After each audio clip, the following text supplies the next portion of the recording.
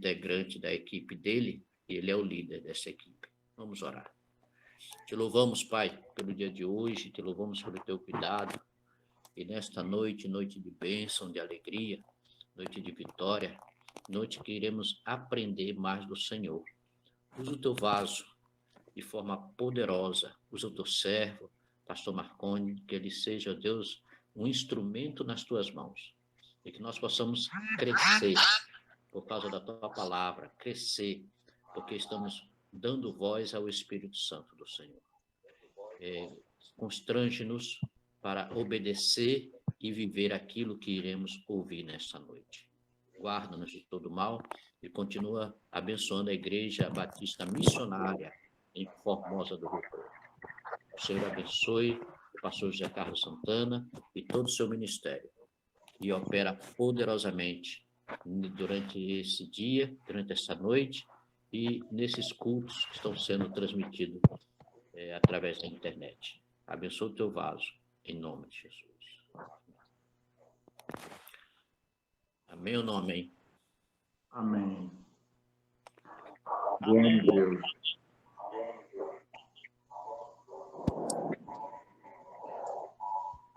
Pastor Marconi, fica à vontade. Aqui, a partir de agora, esse culto está sob a sua direção e, é claro, né, na direção do Espírito Santo. Que Deus lhe abençoe e lhe use de uma forma milagrosa.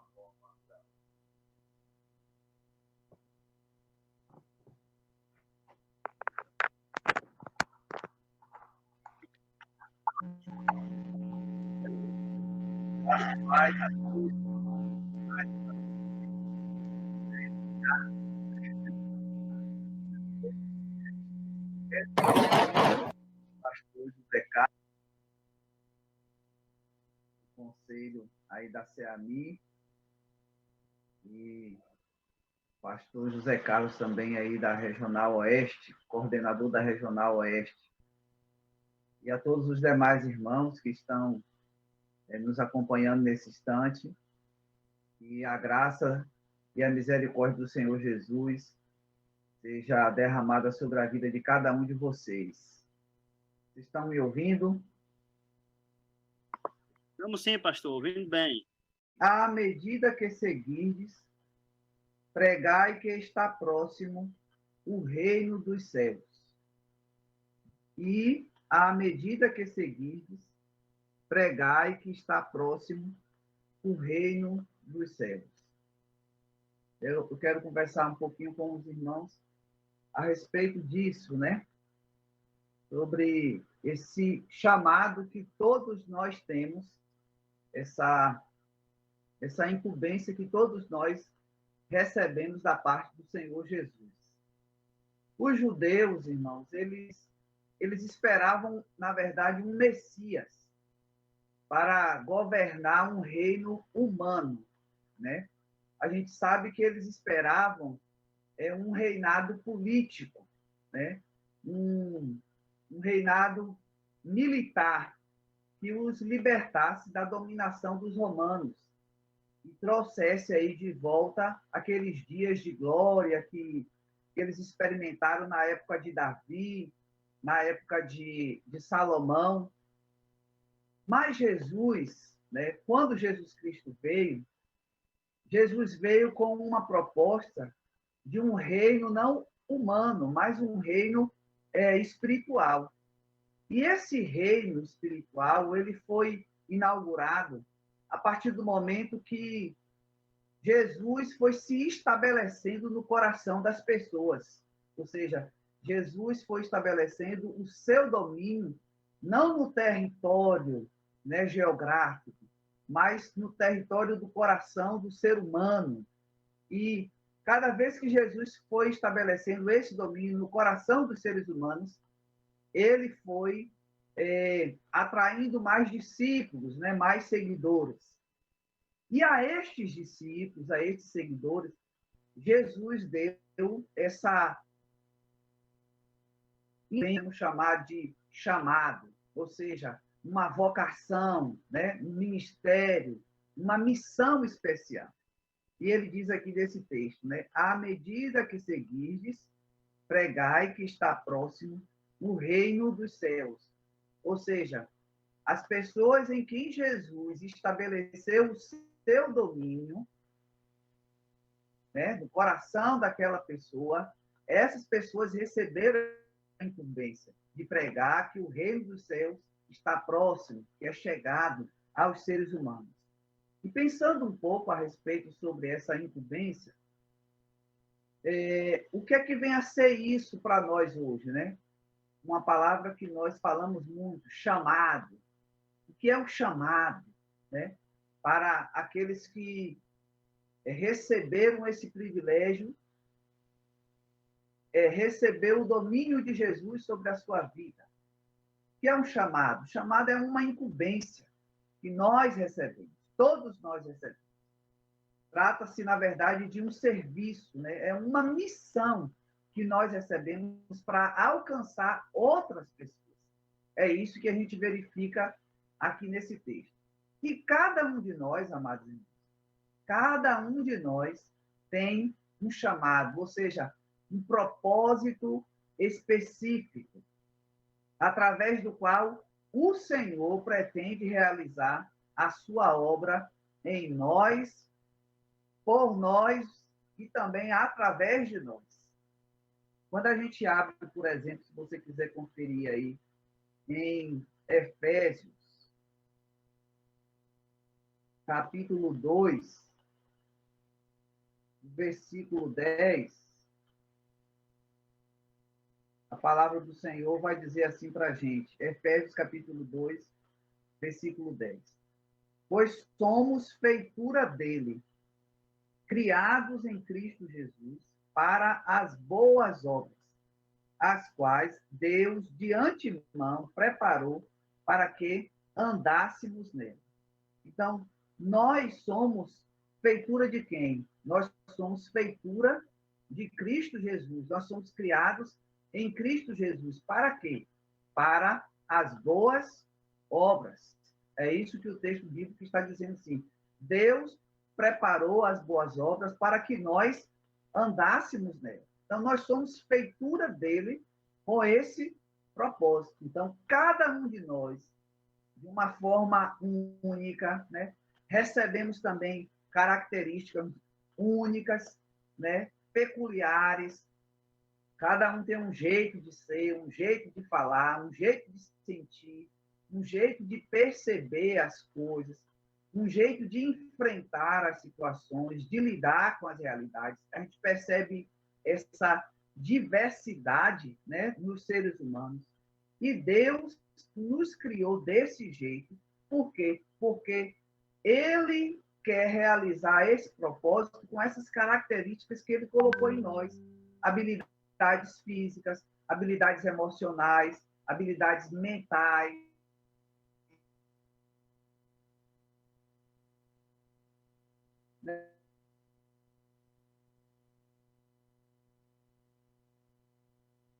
Conheço aquele hino que diz assim, você é especial. Quem te deu a vida, destruiu a forma, não fez outro igual. Então, não existe outro José Carlos como esse aí de Formosa. Esse aí é único, né? Na face da terra não existe ninguém como ele. Pode surgir algum, mas por quê? Porque ele é único, né? É uma forma única. Então, você que me ouve nessa noite, o seu jeito de ser é único. O seu jeito de falar, de pensar, de sentir. E quando Deus fez você, quando Deus criou você, ele tinha um propósito em mente, né? Você é dotado de uma forma exclusiva, feito por Deus, porque ele tinha um propósito para você. Ninguém é como você. No passado, no presente e no futuro, nunca vai existir alguém como você. Você realmente é único. E o texto bíblico, ele continua dizendo assim, que nós fomos criados em Cristo Jesus para as boas obras, as quais Deus preparou para que andássemos nelas. Então, é propósito de Deus que cada um de nós realize também um trabalho específico, usando o quê? Essas habilidades que nós recebemos de Deus, essas aptidões, esses desejos, ok? Que são necessários para que a gente consiga cumprir essa missão que o Senhor nos confiou de anunciar que o reino dos céus está próximo. Agora, esse chamado, né, do Senhor para a nossa vida, ele pode ser cumprido em tempo integral ou não. Por quê? Porque tem pessoas que pensam que o chamado é só para quem é pastor, aí vai dedicar ali o tempo integral no ministério, ou só para quem é missionário, ou para quem é obreiro, né? E às vezes a pessoa não imagina que ele, sendo um balconista, ele tem um chamado para ele desempenhar, né? Ele sendo uma faxineira, ele tem um chamado para desempenhar. Ele, sendo professor, tem um chamado para desempenhar, sendo médico, sendo advogado, né? Sendo empresário, o que é que ele seja, ele tem esse mesmo chamado para desempenhar aí na sua vida. Agora, você precisa identificar esse chamado, né? Para que você possa, de fato, colocá-lo em prática. Tem muita gente que fica esperando assim, algo espetacular acontecer, um anjo descer do céu e falar com você, eis meu servo, assim, assim, assim, assim. Necessariamente, queridos, isso não precisa acontecer, porque a própria palavra já deixa para a gente aqui essa incumbência, né? Que o texto de Mateus traz para a gente, traz essa informação, que é à medida que nós estivermos indo, né? Fazendo as coisas, a gente precisa cumprir esse chamado. Diz aqui, à medida que seguires, pregai que está próximo o reino dos céus. Então, assim, Deus, através das nossas experiências, ele vai nos preparando, né, para colocarmos em prática o nosso chamado. Então, de um modo assim providencial, ele vai permitindo que a gente passe por certas circunstâncias que vão moldando a gente, através, por exemplo, da nossa família, através dos nossos relacionamentos, através da nossa profissão. Deus, ele vai nos preparando para que a gente tenha condições de cumprir bem esse chamado. Então, tenho certeza que Deus está preparando você, que me ouve aqui, através das experiências que ele tem te proporcionado ao longo dessa vida. Porque todos nós estamos num processo de aprendizado. Eu já aprendi um pouquinho lá atrás, continuo aprendendo ainda hoje e preciso continuar aprendendo mais ainda para que o meu serviço ao Senhor seja mais eficaz, seja mais eficiente e eu possa cumprir o meu chamado de acordo com o que o Senhor espera de mim, com as expectativas que Ele tem para com a minha vida. Agora, nós precisamos ter, assim, clareza, né, em relação ao nosso chamado. Porque a maioria das pessoas, elas lutam com o excesso de coisas. Quando a gente olha, por exemplo, assim, para o reino de Deus, quanta coisa pode ser feita e, às vezes, o nosso tempo ele é muito, assim, limitado, né? Diante de tantas realidades que podem ser feitas. Mas Deus, ele vai nos aprimorando, né, ao longo da nossa caminhada, né? Deus vai nos aprimorando. Agora quero pedir para os irmãos abrirem aí Marcos, no capítulo 10, versículo 5, versículo 45, a gente vai vendo como é que Deus vai fazendo, né, essas coisas, baseado no próprio exemplo do Senhor Jesus. Marcos 10, 45, diz assim: pois o próprio Filho do Homem não veio para ser servido, mas para servir e dar a sua vida em resgate por muitos.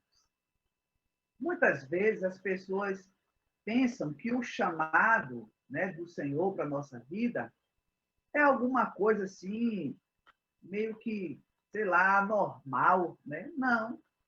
O chamado do Senhor para a nossa vida é algo que precisa ser feito no nosso dia a dia. E vai requerer de nós o quê? A disponibilidade para servir. O texto bíblico ele fala aqui que o próprio Filho do Homem, ele não veio para ser servido, mas ele veio para servir. E aqui eu quero deixar para os irmãos esse conceito de que a base para todo o chamado, ou seja, a base para nós cumprirmos a nossa missão, para colocarmos em prática a incumbência que nós recebemos de Jesus, a base, ou seja, o fundamento, que é primeiro aí, é o serviço. Nós precisamos ter essa disposição para servir. Jesus ele vai dizer aqui que quem quiser ser o primeiro, no versículo 44, ele fala: quem quiser ser o primeiro entre vós, será o servo de todos. Em Mateus, no capítulo 20, no versículo 26, Jesus vai dizer que quem quiser tornar-se grande entre vós, será esse o que vos sirva. Ou seja, ele fala sobre a mesma coisa. Nós precisamos ter a disposição para servir. E servir na área em que Deus nos chamou. Então, se eu fui chamado para lecionar, eu posso anunciar que o reino dos céus está próximo, exercendo a minha profissão, usando os meus dons, os meus talentos, as habilidades que Deus me deu, o conhecimento que Ele me concedeu, as ferramentas que Ele colocou nas minhas mãos. Eu posso exercer o meu chamado realizando a minha profissão, a profissão que eu escolhi aí para seguir. Ainda mais a juventude aí, né, que está nesse campo da faculdade, está realizando aí as suas pretensões também a nível de concurso e outras coisas mais. Você pode fazer todas essas coisas sem deixar de realizar a sua missão, sem deixar de cumprir o chamado. Então, a base para todo chamado é o serviço. No reino de Deus não existe aquela categoria dos que foram chamados para não fazer nada. Não existe essa categoria. Todo mundo recebeu essa mesma incumbência de anunciar que Jesus Cristo é a salvação, de pregar o evangelho a toda a criatura, de anunciar que é necessário se arrepender dos pecados para ser salvo através de Cristo Jesus. Agora, eu quero dizer o seguinte: essa base que é o serviço, no cumprimento do nosso chamado, né, da nossa missão, da nossa incumbência, ela serve para nos dar aí o entendimento como ele também deve ser feito. Como é que deve ser feito o nosso serviço? Aí eu quero usar, né, já que está falando aqui para uma juventude, eu quero usar o exemplo de Daniel. Se os irmãos puderem abrir aí também Daniel, no capítulo 6. Nós vamos ver aqui no capítulo 6, a base para o chamado é servir. Agora, esse serviço, ele precisa ser feito primeiramente com honestidade. Olha o que diz aqui o versículo 4 do capítulo 6 de Daniel. Então, os presidentes e os sátrapas procuravam ocasião para acusar a Daniel a respeito do reino, mas não puderam achá-la nenhuma culpa, porque ele era fiel e não se achava nele nenhum erro, nem culpa. Então, nós precisamos desenvolver o nosso chamado, a nossa incumbência, com honestidade. Precisamos fazer isso. O texto bíblico diz que Daniel, as pessoas procuraram nele culpa, procuraram nele aqui alguma falha e não acharam, né? Os príncipes ou os sátrapas, né? Os presidentes aqui procuravam uma ocasião contra Daniel a respeito ali do reino, mas eles não puderam achar nenhum tipo de culpa. Por quê? Porque Daniel ele era fiel no exercício do seu chamado, no cumprimento ali da sua missão, mesmo sendo uma pessoa muito atarefada, ele realizava a sua missão, ele orava ali 3 vezes por dia, o texto bíblico diz, né? Um homem muito ocupado, mas não abria mão do tempo ali da oração. E aquilo dava a Daniel suporte para que ele tivesse condição de exercer a sua vocação ali, o seu chamado, testemunhando ali do Deus verdadeiro. Ele era absolutamente honesto, porque não acharam nenhuma falha, nenhuma culpa ali na vida de Daniel.